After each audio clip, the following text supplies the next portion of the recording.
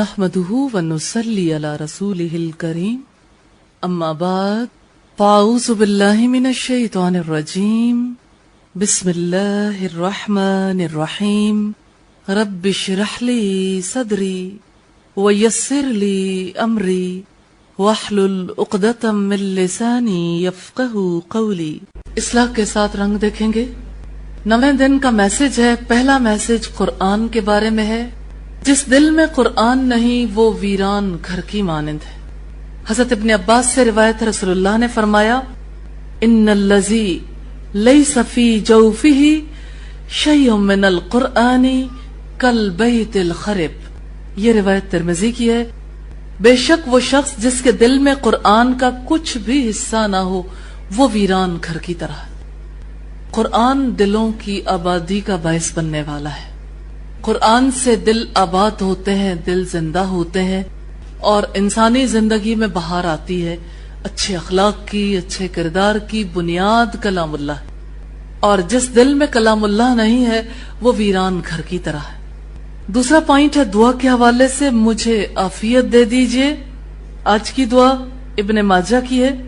آئیے دعائیہ الفاظ دہراتے ہیں. اللہم انی اسألک العافیت فی الدنیا والآخرہ. اللہم انی اسألک العافیت فی الدنیا والآخرہ. اللہ میں تجھ سے دنیا اور آخرت میں عافیت کا سوال کرتا ہوں. یا اللہ ہر طرح سے ہمیں سلامتی عطا فرمانا. جسم کی سلامتی بھی، ذہن کی سلامتی بھی، آنکھوں کی، کانوں کی، اور اسی طرح تعلقات کی سلامتی. زندگی میں یا اللہ جو کچھ تو نے دیا ہے اسے ہمارے لیے سلامت رکھنا. تیسرا پوائنٹ وضو کے بارے میں ہے. وضو میں آج ہم بازو دھونے کے حوالے سے دیکھیں گے کہ ہم نے کس طرح سے اس سے اپنے لیے ایمان کی غذا لینی ہے. دیکھیں وضو میں بازوؤں کو دھونے کا مقصد کیا ہے. پیچھے کی ایکٹیویٹی دیکھیں تو بازوؤں سے ہم کیا کام لیتے ہیں. کبھی بازوؤں کو ہم جھکاتے ہیں، کبھی ہم اٹھاتے ہیں. اور انسان وضو کرتے ہوئے یہی سوچے، کمٹمنٹ کرے کہ یہ بازو اللہ کے لیے اٹھیں گے اور اللہ ہی کے لیے جھکیں گے. یعنی اللہ کی رضا کے کاموں میں ہی لگے رہیں گے اور اللہ کی ناراضگی کے کاموں میں یہ مصروف نہیں ہوں گے. اس لحاظ سے اگر آپ دیکھیں تو یہ سوچ انسان کا رشتہ اپنے رب سے جوڑ دیتی ہے. یعنی بازوؤں سے انسان اپنے رب تک جا پہنچتا ہے. وضو کے دوران بازو دھوتے ہوئے یہ سوچنا ہے کہ میرے یہ بازو صرف مالک کی بڑائی کے لیے جھکیں گے اور اٹھیں گے. انشاءاللہ میں نے ان کو پاک رکھنا ہے. میں نے اپنے بازوؤں سے صرف اپنے رب کی مرضی کے کام کرنے ہیں. انسان نیت کر لیتا ہے تو اس نیت کی وجہ سے انسان کی اصلاح کا آغاز ہو جاتا ہے. ایسا نہیں ہوتا کہ اچانک انسان پیورلی 100% کام جو ہے وہ اللہ کی رضا کے مطابق شروع کر دے. رب کی مہربانی ہو جائے تو اور بات ہے، ورنہ یہ ہے کہ اصلاح کا عمل بہت آہستگی کے ساتھ آگے بڑھتا ہے. لیکن نیت کرنے سے، ارادہ کرنے سے بہت فائدہ ہو جاتا ہے. اسی لیے رسول اللہ صلی اللہ علیہ وسلم نے فرمایا تھا انما الاعمال بالنیات، کہ اعمال تو نیتوں سے، دل کا پختہ ارادہ ہوتا ہے تو اس کی وجہ سے اللہ کی طرف سے بھی آسانیاں ہو جاتی. چوتھی چیز نماز ہے. اور سورہ الفاتحہ کے آج ہم الفاظ دیکھیں گے. الحمدللہ رب العالمین، تعریف اللہ کے لیے ہے جو رب ہے تمام جہانوں کا. اللہ جو ایک وقت میں سارے جہانوں کو چلا رہا ہے. اللہ تعالیٰ نے اپنی پاک کتاب میں فرمایا کل یوم ہوا فی شان، ہر آن وہ نئی شان میں ہے. کسی کو اٹھا رہا ہے، کسی کو گرا رہا ہے، کسی کی زندگی کے فیصلے، کسی کی موت کے فیصلے. ایک وقت میں بالکل اپوزٹ کام اللہ کی طرف سے جاری رہتے ہیں. سوچنا یہ ہے کہ وہی میرے سارے وجود کا نظام بھی چلا رہا ہے. میری آنکھیں، میرے کان، میری زبان، میرا دل، میرا دماغ، میرے اعصاب، میرے سارے نظام کو وہی چلا رہا ہے اور مجھے اس کی نظر کرم کی بڑی ضرورت ہے. اللہ ہمیں توفیق عطا فرمائے کہ ہم اسی کی طرف توجہ رکھ سکیں. رب العالمین کو اپنے رب کی حیثیت سے جب سوچیں گے نا اس کی وجہ سے دل جھکے گا.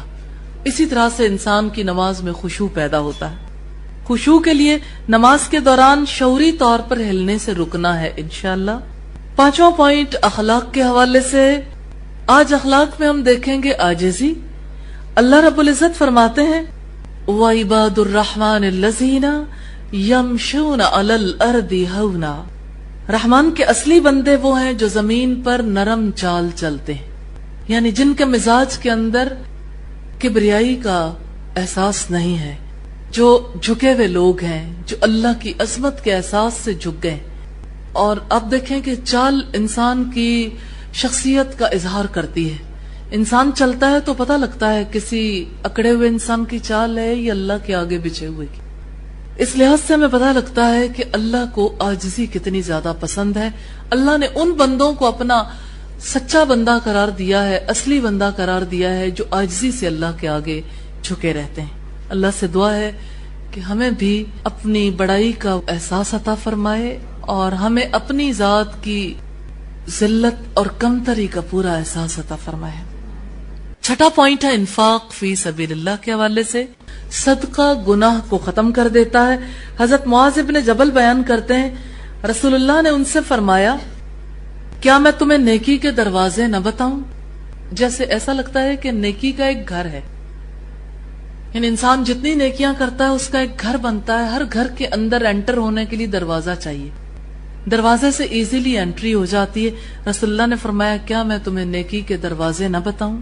روزہ ڈھال ہے اور صدقہ گناہ کو ایسے ختم کر دیتا ہے جیسے پانی آگ کو. یعنی 2 کام رسول اللہ نے بتائے، روزہ اور صدقہ.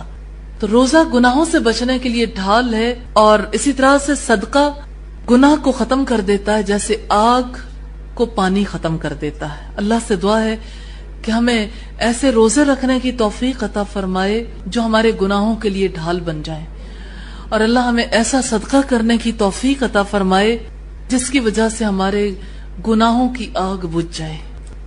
7واں پوائنٹ ہے آج کیا کریں. آج عہد کرنا ہے کہ میں نے اپنے آپ کو قرآن سے محروم کر کے خود کو ویران گھر کبھی نہیں بننے دینا. انشاءاللہ اپنی چال میں عاجزی اختیار کرنی ہے، اپنے چہرے کے تاثرات سے عاجزی کا اظہار کرنا ہے، دل کے اندر بھی جھکاؤ پیدا کرنا ہے. تیسرا پوائنٹ ہے صدقہ کر کے اپنے گناہوں کو ختم کروانا ہے اور اپنے نفس کو ان کے بوجھ سے آزاد کروانا ہے انشاءاللہ تعالی.